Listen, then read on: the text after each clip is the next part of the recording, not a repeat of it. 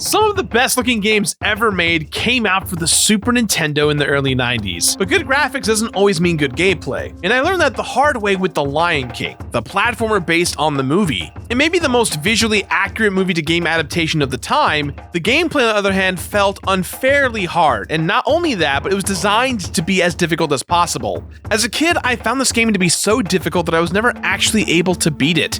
Turns out I wasn't the only one with this problem. With the movie remake right around the corner, I figured it would be the perfect opportunity to return to a game from my past and cross it off the list. Come with me and be both enchanted and devastated by difficulty when I complete The Lion King for the SNES. Here comes a new challenger! Yeah! Danger!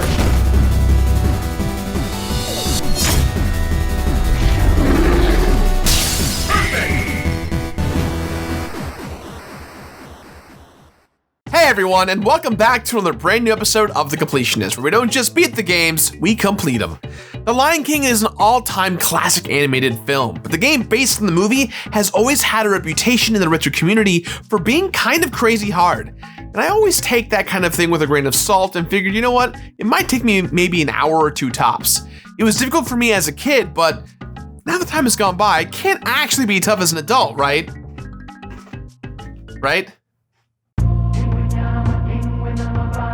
I've played my fair share of hard 2D platformers, but The Lion King and I have a history. As a kid, I could never get past the second level. The live action CGI remake is coming out, so Lion King hype is strong, and had me thinking it was the perfect time to go back and conquer this old game. The game and the original animated movie are so tied together that the game was being worked on before the movie was even released. With the success of the Aladdin game on Genesis, SNES, and every other platform under the sun, Disney wanted to keep that momentum going and release another game based on an animated film. The Lion King fit this bill perfectly. The Lion King shares a lot of similarities with the Aladdin game of the same era. Both games came out for the SNES and Sega Genesis, though in the case of The Lion King, there are no major differences between the two versions. Simba doesn't get a sword in the Genesis version though, but how rad would that be? Yo, Scar wouldn't stand a chance! Plot-wise, the game follows the same basic structure of the movie. The player goes through several locations inspired by the film, platforming through levels as baby Simba, and eventually adding some combat to the mix as adult Simba. Westwood Studios developed The Lion King, and the team included a few members from Virgin Interactive, who also worked on Aladdin. Disney animators also collaborated on the project from the very start, which explains why the game looks so freaking awesome. It's easily the most accurate game to be inspired by a Disney movie, from the incredible animations to the background art. The gameplay, however, is another matter. I remember this game being tough as a kid. I could never make it past those damn swinging monkeys, and as a result, I've kind of had a grudge against The Lion King ever since. The retro game community always talks about how tough this game is, but I didn't think it was going to be this bad. All I had to do to complete this game is make it to the very end, but even that was so much harder than I ever thought it would be. Normally I take difficulty rumors at face value, but these rumors were right on. This game is insanely hard, but in a couple of different ways. On the one hand, there are some glitches and mechanical elements that are poorly implemented, but also, levels and mechanics were deliberately constructed to make this game as difficult to beat in one sitting as possible. This game is finally coming off of my list, no matter how hard it is. Rafiki, Scar, and all the rest of them are going to be calling me king by the time I'm done.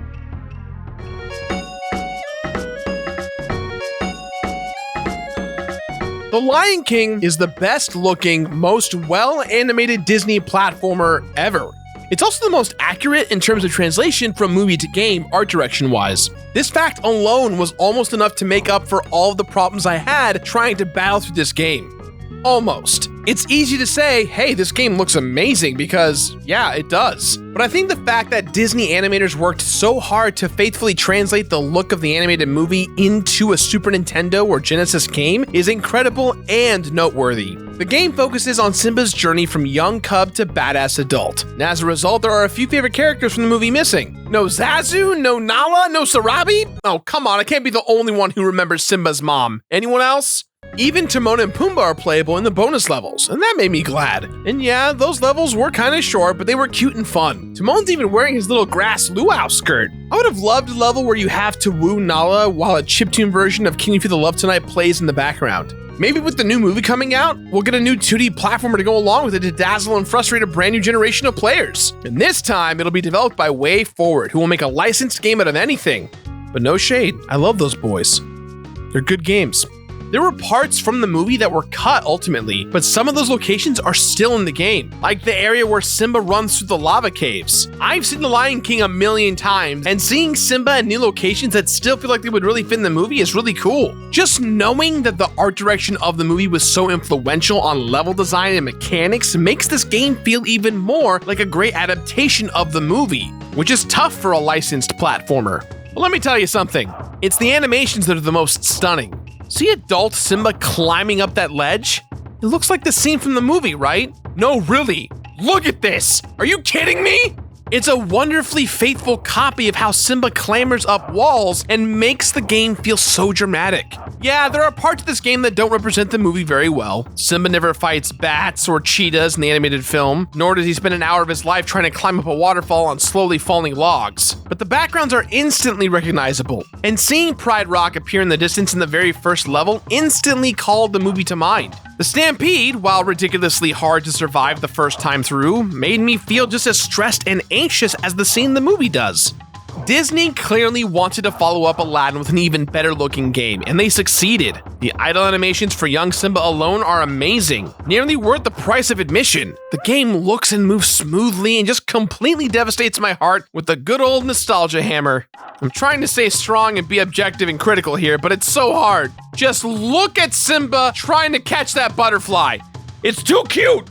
Each movement of every character is so painstakingly animated that it can't help but move me. It's monumental and a testament not just of how good an older video game can look, but how they can be translated to a whole other medium. But as enchanting as The Lion King looks, the gameplay is rough, and the pretty pixels can't distract from that for long. How can something so gorgeous hurt so badly? I know it's a cliche thought, but it was running through my head the whole time I was playing this game. While The Lion King is beautiful, it's also unfair. Unfair mechanics like glitches, but unfair design as well. Let me be clear, I'm not railing against difficult games. My bread and butter is good hard games with intentional design. I'm bummed out because I feel like The Lion King doesn't deliver on its promise of a tight, precise platformer. So many of my deaths felt unfair, out of my control, which sucks because so many other aspects of this game feel considered and well put together. The Lion King starts off with a pretty simple introductory level, but then it ramps the difficulty up from there and doesn't really relent. It's staggering how a seemingly simple 2D platformer can go from fun to frustrating in a split second. Even the jump from the first level to the second, the bane of my childhood, is extreme. First level, simple platforming, go from point A to point B, find a couple of secrets if you know what to look for. Second level, a baffling monkey tossing puzzle and an ostrich riding portion that basically requires memorization to get through, or else it's instant death.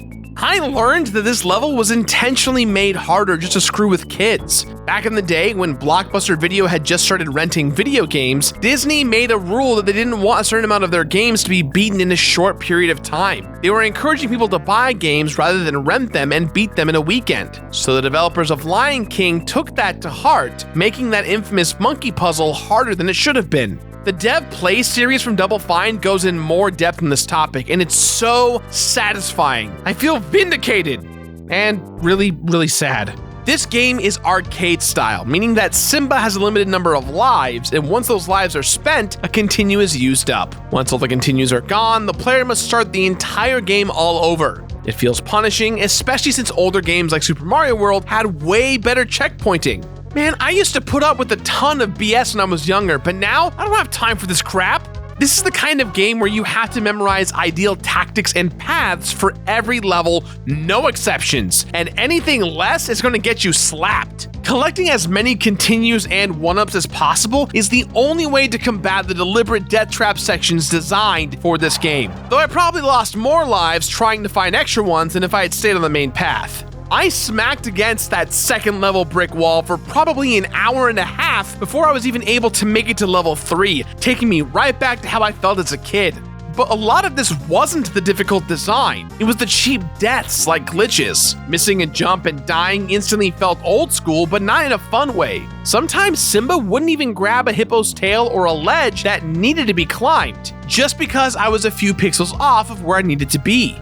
Look at this! Seriously, stop! Do you see this? Do you see this? Instant death! At a certain point, I started to just laugh because it was ridiculous. What I started to realize with the growing horror was that the stakes were only getting higher the further I progressed in the game. With every lost life, I was one step closer to having to start the entire game over from the beginning. Something that I actually love about this game is that almost every level has a unique mechanic that must be mastered to move forward. Some levels are more puzzle-focused, where Simba must choose the right path to move. Some add some new dimensions to the platforming, like having to always keep moving or else you'll get smushed by falling rocks. The trade-off is that a lot of these interesting mechanics will kill the player instantly, if not immediately internalized. I'm used to mastering things pretty quickly, but often there isn't any indication of what will and won't kill Simba instantly, which isn't fun because some deaths feel just out of nowhere. I probably ran out of continues at least once on my first attempt of any given level, so by the time I finally made it to the adult Simba sections, I was essentially an expert on the first 60% of the game, and I still kept messing up that ostrich run. Unforgiving doesn't even begin to describe that stupid run. So check out this waterfall platforming puzzle. You see it? Just gotta jump these logs, no sweat, right? Actually, wrong! Look at this! No, really, look! Touching the waterfall, instant death. Going down the wrong water slide leading up to this makes the jumping 10 times harder. Finally making it up the damn waterfall only to die fighting this silverback gorilla and his coconuts? Ah! Do you see what I'm getting at here? Every level is a masterpiece of throwing in one extra element that tips the difficulty scale over the edge. The final level pits Simba against Scar, and this is where I think the game is at its most unfair. Yes, the game introduces some kind of new mechanic in nearly every level, which is generally cool and interesting game design. What the game never tutorializes is that in the final level, the only way to defeat Scar is with a move that most players probably won't even realize they have. In the movie, Simba flips Scar off of Pride Rock. Naturally, in the game, the player must do the same. Except the game never teaches you how to throw. I actually had access to the move from the very first moment where I played as adult Simba, but I had no idea. In the final level, I had to face Scar 3 separate times and was able to defeat him by backing him into a corner like I was playing the Animal Planet version of Street Fighter 2. But that third confrontation, Scar must be thrown off the mountain before he's actually defeated. Yes, this flip move is listed in the manual, I looked it up, but it's not exactly explained adequately when it might come in handy. In Lion King's defense, it does a good job of cueing when the player is supposed to go in for the kill. But if you're like me and you had no idea you even had that move, then you probably spent several minutes backing Scar up into the ledge and hoping something else would happen. I've got him on the ropes, game. Please end it! I eventually fell all the way down because I screwed up and had to give it another try. When the Lion King isn't actively fighting the player with huge difficulty spikes and puzzles that don't make any goddamn sense, looking at you lava geysers in the Be Prepared level, it can be fun and even empowering. It feels great to battle hyenas and cheetahs as adult Simba, and for the most part, the platforming as young Simba feels tight. But there are so many areas where the deaths feel accidental that the game starts to feel like a chore by the end of it.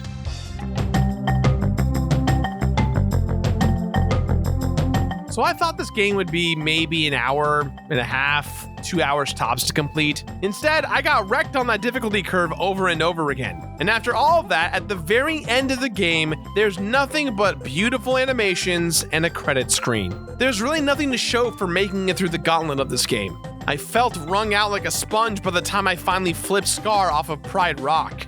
I even went through again on the higher difficulty setting, which starts the player off with less lives and continues just to make sure I wasn't missing anything, and I wasn't, which is too bad. But there are a couple of cheat codes that make the game more bearable.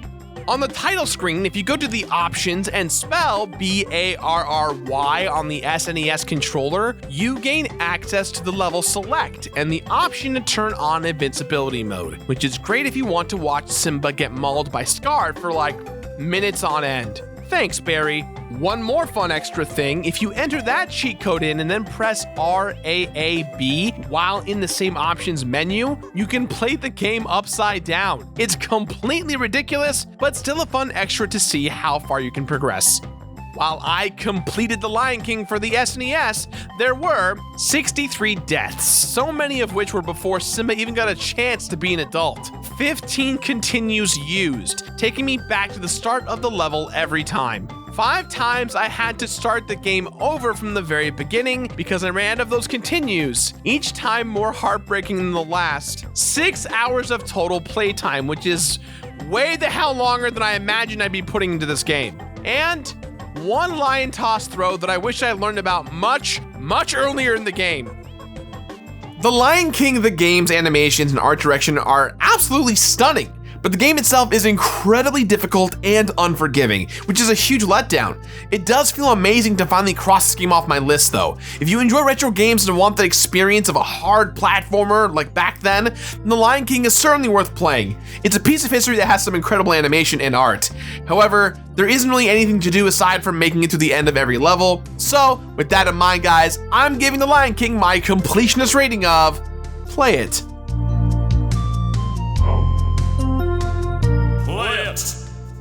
That's all the time we have for today, guys, so please, as always, let me know what you thought about today's episode somewhere on the internet. If you like the show, do me a favor, hit that like button, leave a comment down below for what games you want to see here on The Completionist. Also, don't forget, guys, tickets are selling out for the live shows that I'm doing. I'm going on tour. The Completionist Legacy Tour is happening August 2nd in Asbury Park, New Jersey, and August 4th at the Moroccan Theater in Los Angeles. Tickets are on sale. Go get them. They're gone. They're going. Get them quick before they are gone completely. Guys, I've been Gerard the Completionist. Click that subscribe button and hit the bell to get notifications all the time. And hey, if you want some more Completionist goodness, head over to patreon.com/thecompletionist. See you guys soon. Bye.